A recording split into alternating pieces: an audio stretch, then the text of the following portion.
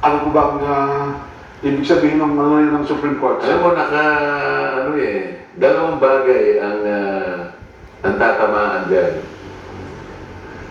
May relasyon sa una, yung tinatawag na violation of one-year ban rule.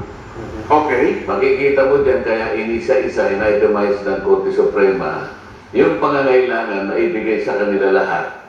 Under oath, Opo. yung ikalawang bahagi, pupunta dun sa pupunta dun sa katibayan kung talagang yung verification dyan totoo. Okay. Ngayon, under oath yan. Sa aking palagay, magkakahirapan dyan. Sa panig ng House of Representatives. Oo. Kasi, yun ang tanong niya kanina, no? Yung isa na binanggit ni Congressman Nelson. Opo. Sinasabi,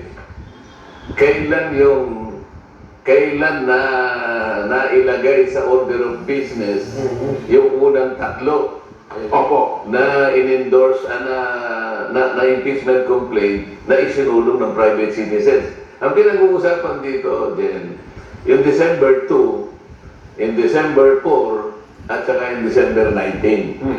Kasi, kagaya ng binabanggit natin nung mga nakakaraan patungkol dito, pagka-receive mismo ng opisina ng Secretary General, immediately kanya i-refer mo sa opisina ng Speaker. Ayun. Kaya kinukwenta natin ano ba yung immediately. Opo.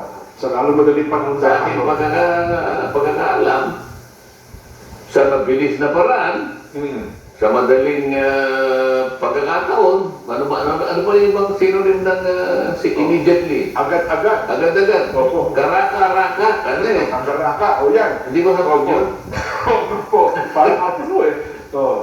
Padalos-dalos mong ibigay. Parang gano'n, ha? Mamadali. Basta bilisan mo. Ibig sabihin, huwag kang magpatumpik-tumpik. Huwag mong tatagalan. Huwag kang kukupad-kupad. Yan ang ibig sabihin nun eh. Immediately. So, kailan mo ni-refer? Kaya meron siyang tanong dyan, binabasa ko eh. Meron ba nga niyang discretion? Yung Secretary General, para yun ay kanyang ibimbin. Oo nga. Kanyang Kailan itatransmit? ipitin muna. Oo. Parang tutulugan niya muna at hindi niya muna ibibigay sa opisina ng Oo nga. Kasi parang inipon niya muna ho, kasi di ba? ang sagot doon, hindi. Wala kang discretion. Walang kapangyarihan yung section. Ang SecGen is the highest administrative officer of the House of Representatives.